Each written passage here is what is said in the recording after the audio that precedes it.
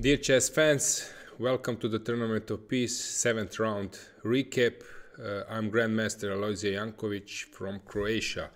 Let's start with the first game where Inner Kiev Ernesto against Kožul Zdenko, Croatian chess legend.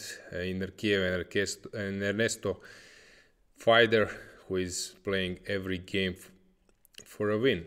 Knight f3, d6, takes, knight f6, knight c3, a6. Zdenko was, as you probably might already know, one of the biggest specialists in the Rouser Sicilian. We wrote together a book, so Enerkia might expected this line. However, Zdenko is playing also different Sicilians. Sometimes he enters the main line of Najdorf after a6, let's say bishop e3, e5 or e6, usually different stuff. Usually e5 is Zdenko playing. So I expected that type of game. However, Inarkia played h4, which is some kind of huge surprise. Actually, it was covered in a few games in the New in Chess, for example, yearbook, and in some other lines. Okay, was played by Grandelius and some other players. The idea is actually to get black player out of the book and transpose to some lines where h4 was played anyway. h6, Zdenko through to his style makes his own move, exploring less charted territory. h6, f4. Predecessors usually were going into this direction. This was actually game Perez Assis in Linares 2019, Queen e2, knight d7, and so on. Here after h6, Inner Kiev goes for f4, after e5, knight b3, bishop e7, bishop e2. This is some kind of normal position, except that white has this pawn on h4, which is really not so common. So after b5, a3, knight d7, bishop f3, bishop b7. Now what to do? If you say A, it's now time to say B as well.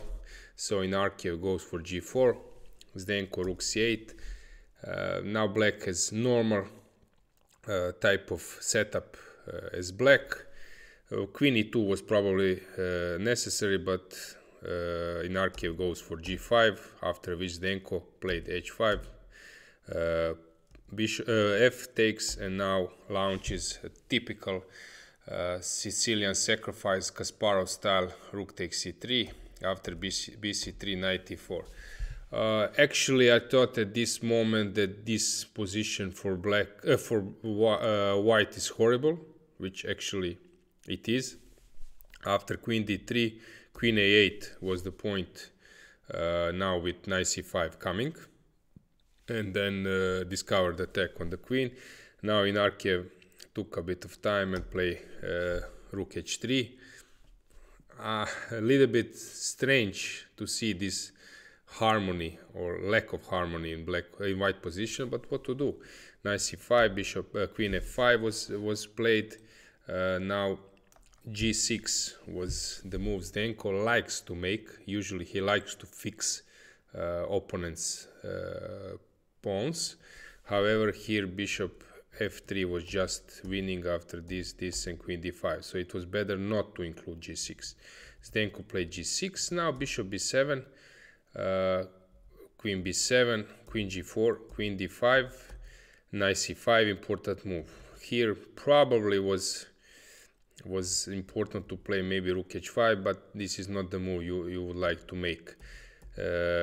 Queen d5, takes, bishop e3, queen e4, queen c8. Now it's equal. I know it looks strange, but it is. Actually, engines are just proving that there is no way for black to do now anything special. Queen f5 now with some forced or precise moves from both sides. This ended in a draw. Bishop c5, queen h4, check, check, and no way for black to win and for white to avoid the perpetual. This was just a perpetual. However, here rook f7 is never too late to lose. This just loses because of the double attack. So pity for Zdenko that he couldn't convert his better position, but what to do?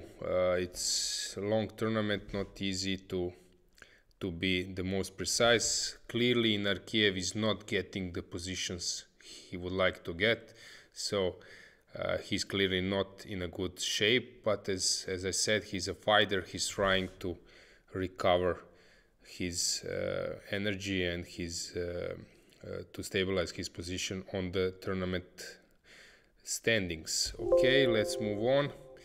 Palac Kovalenko, e4, e5. It was a really long game. Palac is very good in openings, especially in classical positions.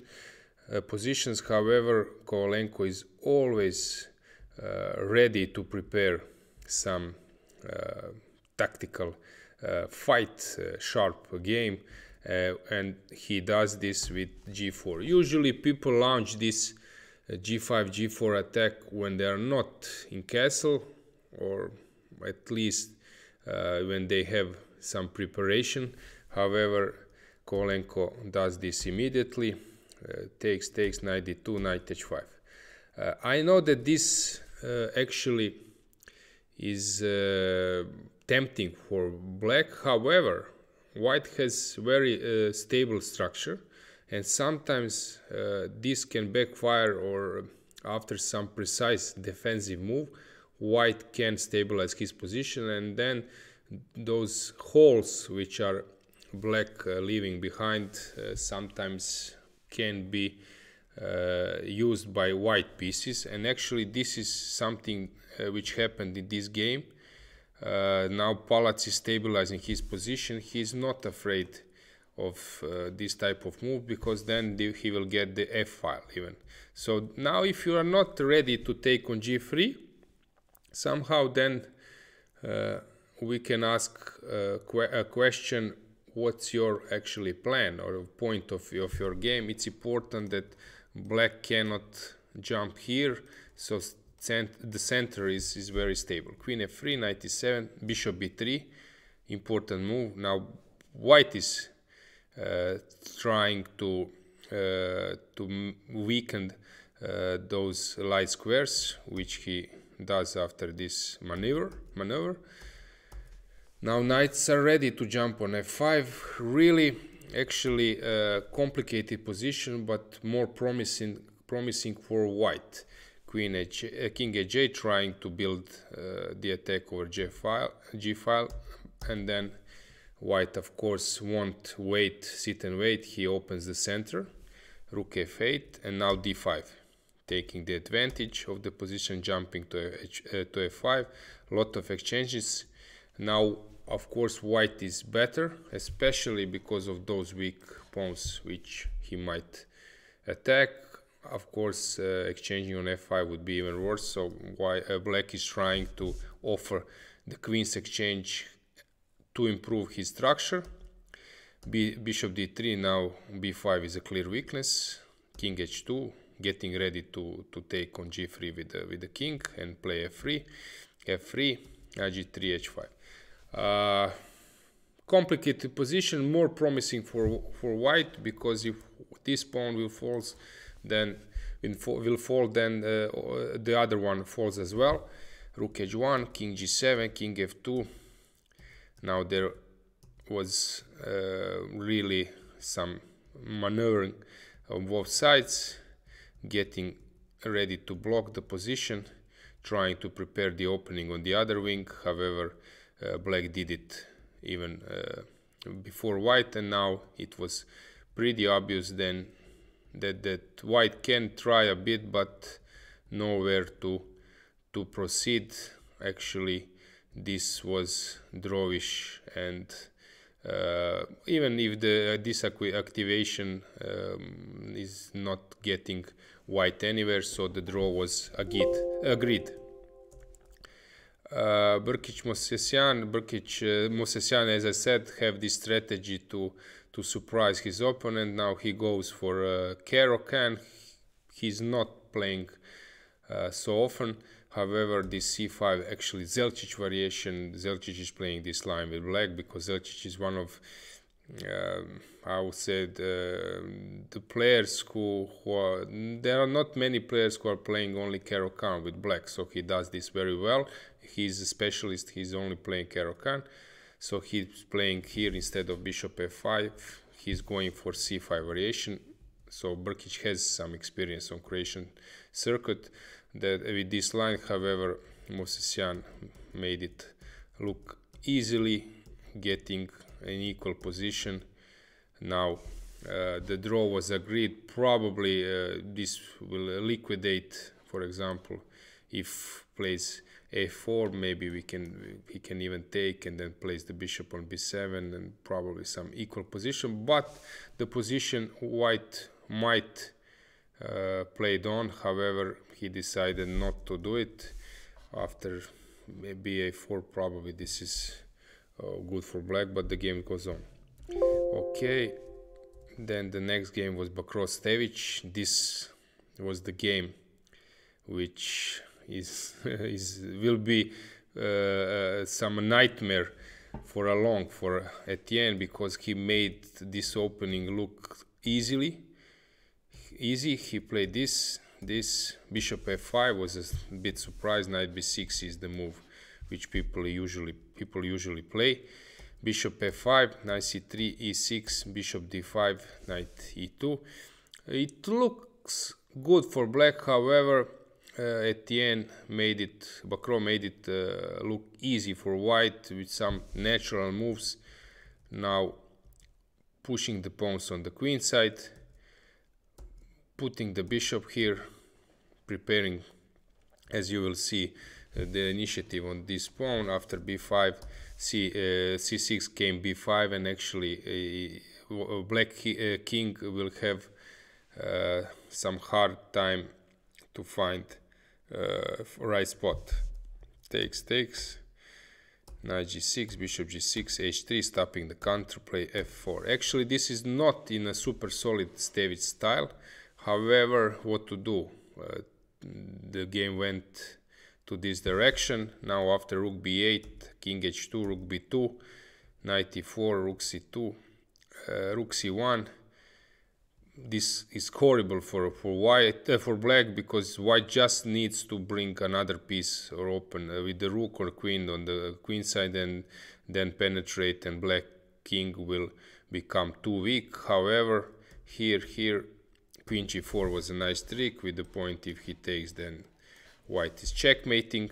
And after queen h5, rook f3, queen d7, rook b3. Take a look of this king, how undefended it is. He needs to go to c7, queen f3, and now unbelievable move.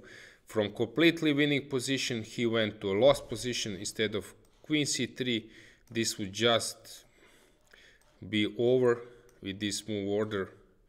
Actually, nothing to do here. White is completely winning here in several ways. The way how he played, he took, and now after this actually king can escape because he has a escaping route, and nothing to do here. Actually, completely winning position for black from one move, and completely winning for white. He went now queen f6, and bishop d6 is next move, and king is actually perfectly safe, and it can run to a king side. So he takes f6. Very hard move for Etienne to understand it after the game, but what to do? Sometimes this is a life of chess, grandmaster, professional. Zelčić-Bosječić was a horrible game from Zelčić, but okay, Bosječić survived after so many tough times. This was blitzed in the opening. Both players were ready for this line.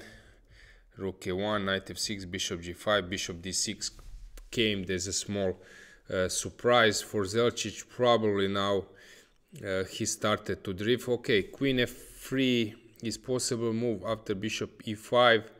Probably okay, knight d1. This plan is not something. Probably you should take on f6 in this moment, but not to go for this setup. After this knight d1, queen c7, queen h3 is probably okay, but here maybe not a4. Maybe again it's important to take on f6, and okay, what to do? Move on. So maybe this. So this c3 takes knight g4. Now it was really tough. What to do in this position? It's not so clear.